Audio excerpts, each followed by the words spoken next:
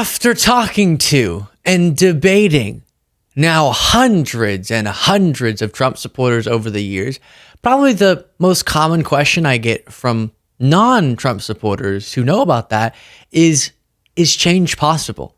Have you won anyone over? Can they change their mind? And while the more frequent situation is that the answer is no, it is possible. Change is possible. And that's what I want to show you through a few clips. My name is Luke Beasley. This is my second channel. Thank you so much for being here. Apologies for playing that a little bit preemptively. You can, of course, at the link in the description of this video, check out my main channel. But here is a little bit of an excerpt from a video that we posted there some time ago now, which was the theme of it was I would spend all day, get two Trump supporters to agree, and they did, credit to them, to spend all day with me and see if I could change their mind. And it was called Deprogrammed. Again, after watching these clips, if you're interested, you could go watch on the main channel the full project we did. But the first place I start if I'm going to change their mind is sort of a principle check. If I convinced you of X, could that move you? Because if you get them to agree to that, then once you walk through and articulate your position and bring forward evidence, they might feel more obligated to hold themselves to it. So on this, it was, do you prioritize democracy and are you opposed to authoritarianism? Because if I can get you to agree that Trump is engaged in that behavior, then you'd have to abandon him. Also, make sure while you're watching this clip that you subscribe to this channel, the second channel, and this is one of our first videos here. Who would not vote for a candidate if they threatened our Constitution and democracy? If they threatened our democracy, to not vote for them. Who would not vote? Who would that be disqualifying for? Is this a no, not raising my hand, or is this a contemplating? I'm trying to understand your question. If somebody were to threaten the essence of our democracy, yes, would you vote for them? Would you consider voting for them? You don't have to say any friends if yet. they're on the ballot, but... What? Biden threatens in other ways, just not as vocally as Trump. Who brought up Trump and Biden? Not me yet. Well, I did technically. Okay. But just as a general statement. You're right. That is why we're here. No, I just want to get a confirmation that it makes sense as a political person, as a voter, to say, number one issue sort of has to be you respect in a basic sense our democracy, because everything else comes from that, right? Yes. We vote for politicians who make policies. Every policy they implement or try to implement doesn't matter if they break down the foundation of democracy. Okay, we agree. It's like pulling teeth, my goodness, please. Yes? Yes. Okay. Or you're like, I don't know, dictator could be cool. Yes. Yes, dictator. Oh, no dictator. No dictator. Okay. Okay, so finally, after all of that, I haven't yet demonstrated to them that Trump threatens democracy, but at least I got them to agree if he did, they'd have to abandon him. Then I made an effort to explain to them that Trump had threatened democracy.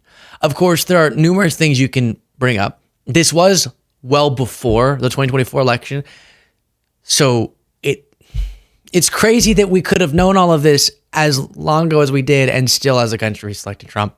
Outrageous. But as I've gone over many times on the main show, you have Trump saying the termination of the Constitution thing that I'll start with here. You have his plot to overturn the election results. You have his threats against the media. So I had to just pick a few to show to them because shockingly, and this is another important thing to understand about a lot of those who end up voting for Trump, so many of them don't actually know that he said that. They don't actually know that he stood for these different horrific principles.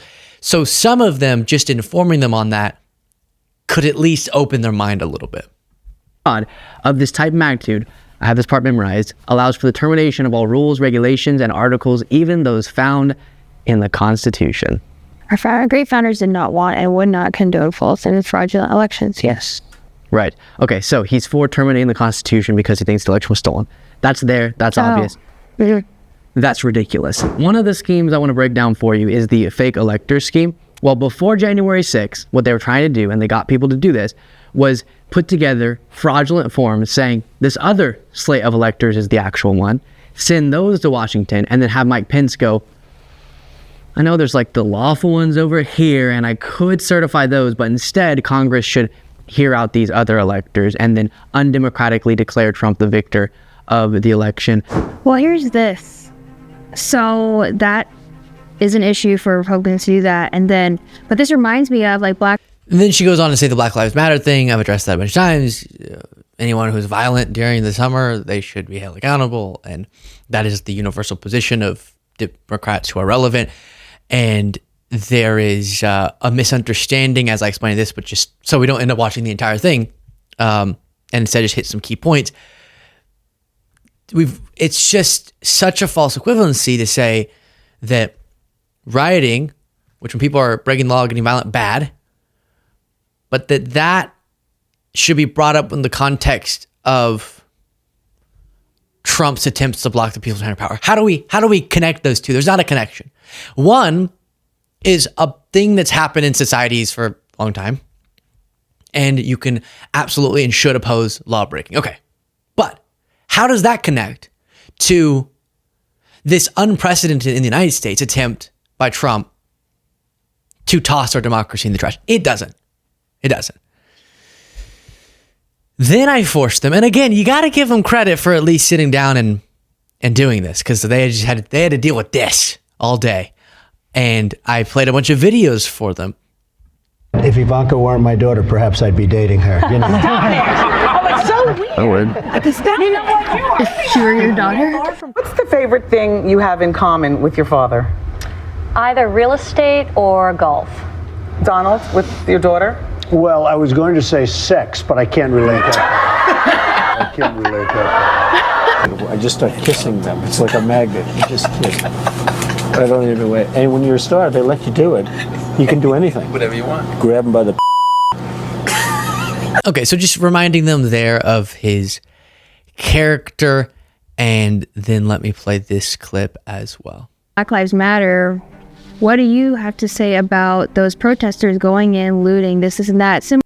And I realized that this is the clip I just played, so I already told you what my response was there. And then the ending, the big ending, after spending a day, what was the outcome? I'm going to spoil it for you. Any kind. So if you both take off your Trump hats for a second, MAGA hats, and this is it. I'll count down from 3. You either throw your hat in the trash or put your hat back on and breaking a heart. Okay. 3, 2, 1. Oh my God! The emotional roller coaster. Yes. I don't want to.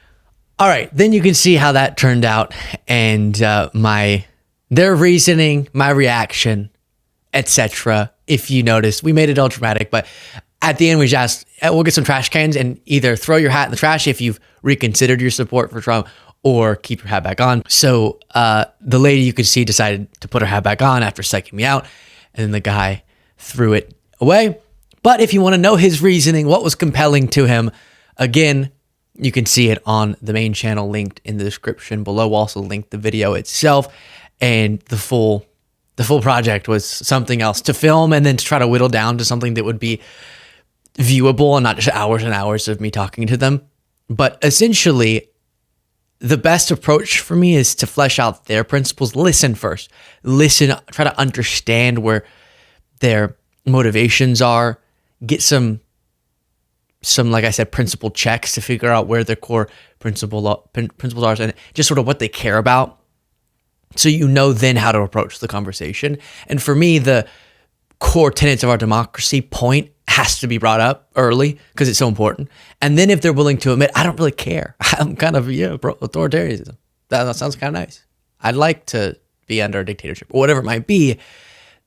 Then that might be the time where you just abandon the conversation altogether. But some people, most people I'd even venture to say, at least would hear you out and might have a little bit more of an open mind if you could have the time, if they could approach it in an open-minded way, and credit to those two for doing it. And then doing this segment now just to remind you that there's some hope in changing people's mind. And we're going to have to change some people's mind between now and the next election. Not the hardcore supporters. Both of these individuals weren't the most hardcore, which is a part of why I think it worked for one of them.